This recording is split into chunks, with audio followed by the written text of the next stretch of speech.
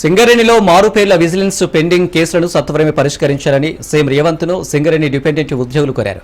Singareni మారుపేర్లు vigilance pending కేసుల సమస్యల పరిష్కారానికై Indira park వద్ద నిరసన వ్యక్తం చేశారు. తమ తండ్రుల సర్వీసు అయిపోయిన తర్వాత తమను చేర్చుకోవాలని అడిగితే విజిలెన్స్ పేరుతో ఉద్యోగాలు ఇవ్వడం లేదని ఆవేదన వ్యక్తం చేశారు. ఇండిపెండెంట్ ఉద్యోగస్తులు 1200 మంది అప్లై చేసుకోగా ఇప్పటివరకు ఎలాంటి చర్యలు తీసుకోకుండా కమిటీల పేరుతో కాలయాపన చేస్తున్నారని మండిపడ్డారు. ఇకనైనా రాష్ట్ర ప్రభుత్వం చొరవ తీసుకుని డిపెండింగ్ ఉద్యోగస్తులకు ఉద్యోగాలు కల్పించాలని కోరారు. లేదంటే పెద్ద ఎత్తున ఆందోళన చేపడతామని హెచ్చరించారు.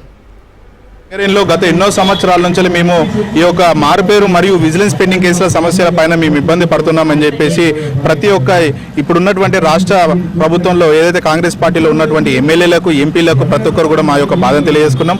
అలాగే ఏదైతే మా సంస్థ సిఎండి బలరాం సార్ గారి దగ్గరికి కూడా వెళ్ళి సార్ మేము ఈ విధంగా బాధపడుతున్నాం, ఒకనాడు మా తండ్రులు చేసినటువంటి పనినే మేము ఈరోజు అడుగుతున్నాము.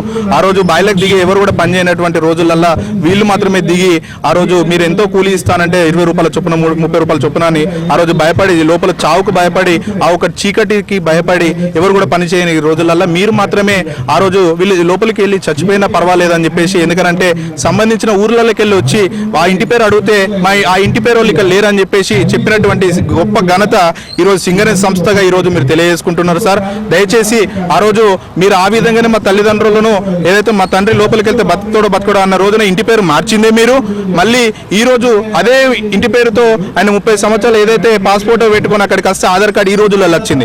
ఆ రోజులలో ఆధార్ కార్డు ఎక్కడి సార్ దరఖాస్తు మాకు మేము పెట్టుకుంటే మమ్మల్ని 30 తిప్పలు పెట్టి ఇప్పుడు దగ్గర 6 సంవత్సరాలు 7 సంవత్సరాలు మా యొక్క వయసులో అయిపోతున్నాయి. ఎందుకు ఇంత దుర్మార్గంగా ప్రవర్తిస్తున్నారు సార్? మే 16 తారీఖున మేము ఏదైతే ముందుగానే చెప్పినామో మా సమస్యను మీ